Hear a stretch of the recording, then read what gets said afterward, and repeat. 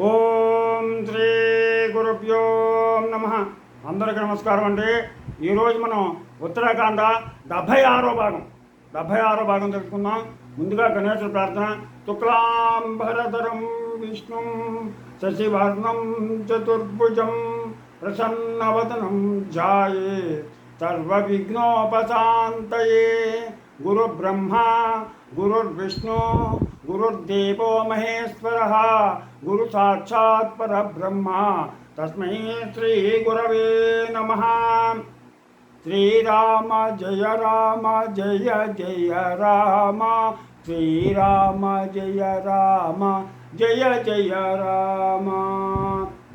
శ్రీరామ రామ రామేతి రమే రామ మనోరమే సహస్రనామ తత్తుల్యం శ్రీరామనామ వరారణే.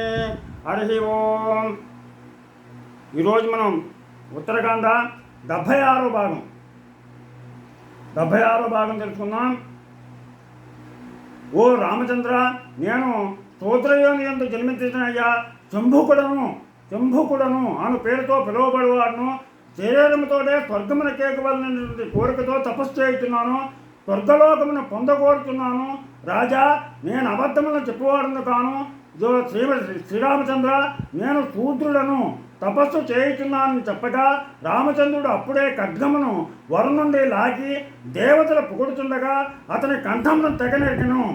అంత కమ్మని పూలవాన రామచంద్రుని మీద కురిసెను. ఆ శూద్రుని యొక్క తలని రామచంద్రుడు వెంటనే నరికేశాడు. దాంతో తలకాయ ముందు వేరైపోయింది. దాంతో ఆకాశం నుంచి పూలవాన కురిసింది. దిక్కులన్నింటినీ కూడా సువాసనలు గల పిల్లల్ని గాలులు వీచాయి.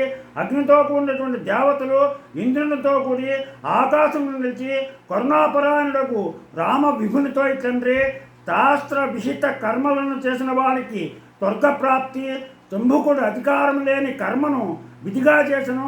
ఇట్టివాడు స్వర్గార్హుడు కాడు. మరణకాలమున భగవద్ దర్శనం ప్రాప్తించడం వలన వానికి మోక్షము కలిగింది. వీడు శూద్రుడు కాబట్టి తపస్సు చేయడానికి అర్హత లేదు.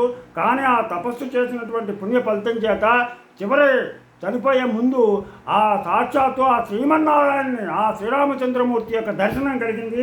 వీడు చాలా అదృష్టవంతుడు, వీడు మోక్షానికి వెళ్ళాడు అని చెప్పేసిన వాళ్ళు చెప్పాడు. మోక్షమునకు ఎవడైనా అధికారియే. మోక్షాన్ని పొందడానికి మాత్రం ఎవరికైనా అధికారం ఉంది. కానీ స్వర్గానికి బొందుతోటి వెళ్ళడానికి మాత్రం ఎవరికీ కూడా అర్హత లేదు. ఈ శరీరంతో స్వర్గానికి వెళ్ళడానికి అర్హత మాత్రం లేదు, మోక్షం పొందడానికి ఉంది. అందుకని వీడు చనిపోయే టైంలో ఆ శ్రీమన్నారాయణ శ్రీరామచంద్రుని దర్శనం చేసుకున్నాడు కాబట్టి, ఆ శ్రీరామచంద్రుని చేతిలో మరణం పొందాడు కాబట్టి వీడు మోక్షాన్ని పొందుతున్నాడు అని చెప్పారు. ఓ రాజచంద్ర, దేవకార్యము నెరవేర్చుతివి, మంచిది. నీకు వరమునిచ్చుటకై వచ్చితివి. నీవు సంహరించుడిచే ఈ శూద్రుడు దేవతాపరమును కేకడు అంటున్న ఇంద్రునకు నమస్కరించి రాముడు ఇట్లనను, దేవతలారా, నా ఎడల మీరు మనస్సునందు సంతసించినచో నా పాపము చేత చంపబడిన బ్రాహ్మణ బాలకుని మరలా బ్రతుకున్నట్లు చేయుడు. నీ పుత్రుని బ్రతికించునని సభా మధ్యమున్న బ్రాహ్మణులకు మాట ఇచ్చితిని. నా మాట అసత్య దోషము రాకుండా చేయదగునని ప్రార్థింప. రామచంద్ర, వ్యధమానము బ్రాహ్మణ బాలుడు ప్రాణములను పొంది బంధువులతో కలిసినాడు. ఏ నిమిషమునందు శూద్రుని నీ వాడి అయిన ఖడ్గదారతో చంపితివో ఆ నిమిషమునందే బాలుడు ప్రాణములను పొంది సుఖముగా ఉన్నాడు సుమా అని చెప్పారు. ఎప్పుడైతే నువ్వు వాడిని చంపేశావో వెంటనే ఆ బ్రాహ్మణ బాలుడు బతికాడు, ఆనందంగా ఉన్నాడు రామచంద్ర అని చెప్పేసిన వాళ్ళు తెలియజేశారు. అప్పుడు అది అట్లుండనేమో, మేము ఇప్పుడు అగస్త్యుని చూచి కోరికతో ఏగదము. అతడు 12 సంవత్సరములు జలములలో పరుండి తపము చేసను. ఇప్పుడు ఆ దీక్ష ముగిసినది. ఆ దేవసముని అభినందింపదగును. మాతో కూడా అతని ఆశ్రమమునకు వచ్చేదవా అని చెప్పేసి అతను దర్శించు అని చెప్పేసి అడిగారు. ఓ ముని హృదయాగ్ని భృంగమా, నీకు శుభములు కలుగునని చెప్పగా రాముడు అట్లే కానిండని పుష్పక విమానాన్ని ఎక్కి విమానములు అందరకు దేవతా సమూహంతో కూడా ముని తపోవనమును చూడగా అతడును వారికి తగిన విధముగా అర్చనలు చేసి సంతోషపరచను. అంతటా దేవతలు స్వర్గము చేర్చి ఆయన చూసి దేవతలు స్వర్గానికి వెళ్ళిపోయారు. ఈ పుష్ప విమానం దిగి రామగోపాలుడు బ్రహ్మసదృష్యులకు ఆ మునీంద్రునకు నమస్కరింపగా మనస్సు సంతోషముతో ఉప్పొంగా మునియు స్వాగతము చెప్పి, రాజా నీవెక్కుడు ఆదరముతో ఇట్లు వచ్చినచే నాకెంతయో సంతోషము కలిగను. నాకు పూజింపదగిన వాడవు, అనంత కళ్యాణ గుణపూర్ణుడవు, గొప్ప అతిథివి. ఓ రామ, నీవు నా మనస్సునందు ఎల్లప్పుడూ నిలిచి ఉన్నావు. బ్రాహ్మణ బాలకునికై శూద్ర మౌనుని నీవు సంహరించుట దేవతల వలన విన్నాను. ఈ రాత్రి ఇచ్చట నిలువుము, రేపు వేకుమనే పుష్పం మీద పొలమునకు వెళ్ళదు కానీ ఈ రాత్రికి ఇక్కడ ఉండని చెప్పాడు. నీవు ఆది లక్ష్మీపతిపైన నారాయణుడివి, సర్వమును నీయందే నిలుచును. నీవే భూతములకల్లా ప్రభుడవు, పుణ్యశీల. ఓ రామభూపాల, నీవే సనాతనుడైన పురుషుడవు. ఓ రామచంద్ర, ఉత్తమమైన భూషణములను నీవు గ్రహింపము. ఇది దివ్యమైనది, తన దివ్యమైన తేజస్సుతో దివ్యమైన దేహంతో ప్రకాశించున్నది. నీవు దీనిని తీసుకొని నాకు సంతోషం అతిశయించును. ఇది విశ్వకర్మచే నిర్మింపబడినది. భూమి యందు వేరెవ్వరును దీనిని ధరింప శక్తులు కారు. ఇంద్రునితో కూడిన సర్వదేవతలను నీవే సంరక్షింపనేర్తువు. ఓ రఘురామ, అందువలన నీకు ఇది ఇచ్చుతున్నాను. శాస్త్ర సమ్మతముగా సమ్మతింపమని చెప్పేసి తనకి ఇతరులచే ఇవ్వబడిన ఉత్తమ పదార్థమును దానము చేసిన ఎక్కువ ఫలితమని ముని చెప్పగా, క్షత్రియ ధర్మమును మనస్సునందు తలచి రామగోపాలుడు ఇట్లన్నో, ఓ మునినాథ, దానమును పుచ్చుకొనుట బ్రాహ్మణునకు తగును కానీ క్షత్రియునకు తగునా? ఎప్పుడైనా సరే దానాన్ని ఎవరైనా ఇస్తే తీసుకోవడానికి బ్రాహ్మడు తీసుకోవచ్చు. బ్రాహ్మడికి తప్పనిసరిగా దానం ఇవ్వాలి కూడా, వాడు బతకాలంటే జీవనోపాధి.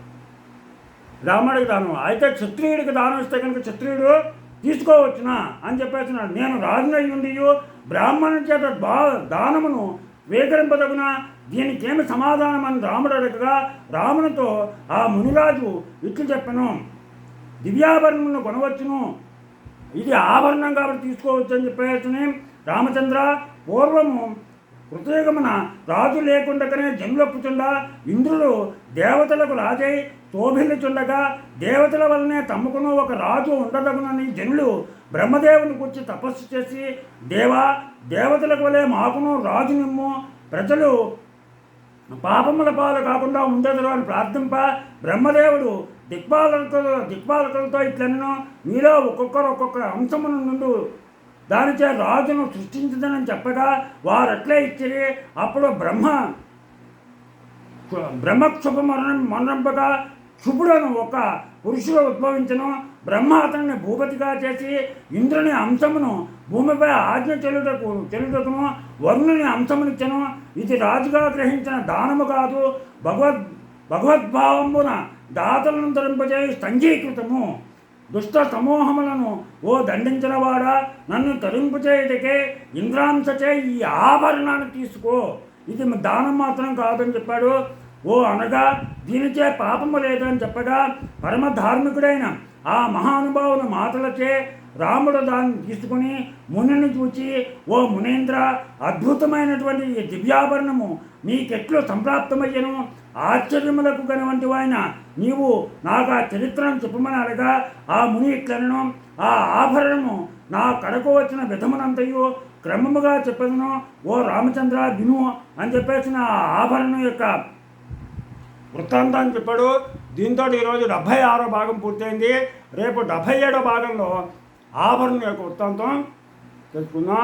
మీకు నా ఛానల్ కనుక నచ్చినట్లయితే సబ్స్క్రైబ్ చేయండి, అలాగే లైక్ చేయమని కోరుతూ మీ రాపాక వెంకట ప్రభాకర్.